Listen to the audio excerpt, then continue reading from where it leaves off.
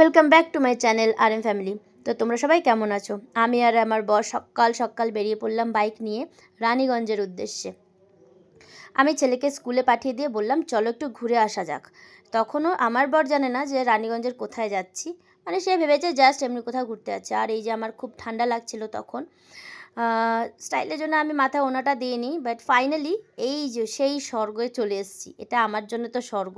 যারা লিট্টি খুব পছন্দ করে খেতে তাদের জন্য এটা সত্যি স্বর্গ। যা দারুণ লিট্টি বানায় না এখানে। অনেকেই বুঝতে পেরেছে সেটা কোথায়। অন্ডাল এয়ারপোর্ট থেকে 5 কিলোমিটার আগেই আছে, রানীগঞ্জের হাইওয়েতে। আর এই যে দেখো এখানে সেই টেস্টি টেস্টি জিলিপি অনেকেই খায়। আমি একবারই খেয়েছিলাম, বাট আমার কেশরের গন্ধ যেহেতু একদমই পছন্দ নয়, তার জন্য আমি ওটা খাই না। সকালবেলা খেলে রাত অবধি গন্ধ বেরোয়, মানে ঢেকুরে গন্ধ বেরোয়, বিচ্ছিরি বিচ্ছিরি। তো যাই হোক, এখানে কিচ্ছু না, শুধু এই কাঁচা লঙ্কাগুলো ভাজা দেখে আমার মুখে যা জল টপ টপ করে পড়ছিল না, কি বলি।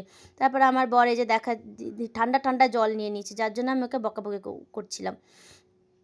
তারপর বললাম যে এখানে ঘিয়ের লিট্টি পাওয়া যায়, সেটাও খেতে ভালো লাগে। একবার খেয়েছিলাম, তারপর আমি আর খাইনি। এই যে ঘি, আর এই সেখান থেকে ঘি থেকে চুবিয়ে চুবিয়ে তুলছে লিট্টিগুলোকে। যাই হোক, আমরা আমাদের এই যে লিট্টি, আর আমারটাতে তো প্রচুর লঙ্কা দিয়েছি। এই যে গাইস, এতগুলো লঙ্কা, মানে আগে খাবো পরে জ্বালাবো। মানে কি বলতে চাচ্ছি বুঝতে পারছো তো? এরপর যখন বাথরুমে যাব তখন আমার কি অবস্থা হয়। যাই হোক, আমি সবার ফার্স্টের বাইটটা আমার বরকে দিলাম, কেননা বলা হয় ফার্স্ট বাইট বরকে দিয়েই খেতে হয়। সেটা কেন আমি জানি না, হয়তো টেস্টের জন্য, চেকের জন্য। যাই হোক, তারপরে আমি সেই আলু টমেটো মাখা চোখাটা মুখে নিলাম, আর মনে হলো না যে জাস্ট হেভেনে ঢুকে গেলাম।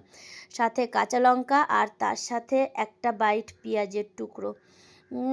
মুখে আমার এখন যে ভয়েস ওভার করছি সেখানেও মানে দেখে দেখে আমার মুখে জল আসছে।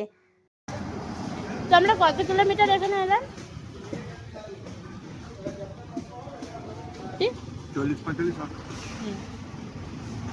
40-45 কিলোমিটার কভার করে আমরা শুধু লিট্টি খেতে এলাম। তো এবার আমরা খেয়ে নিই, পেট পুজো করে নিই, তারপর আবার দেখা করব।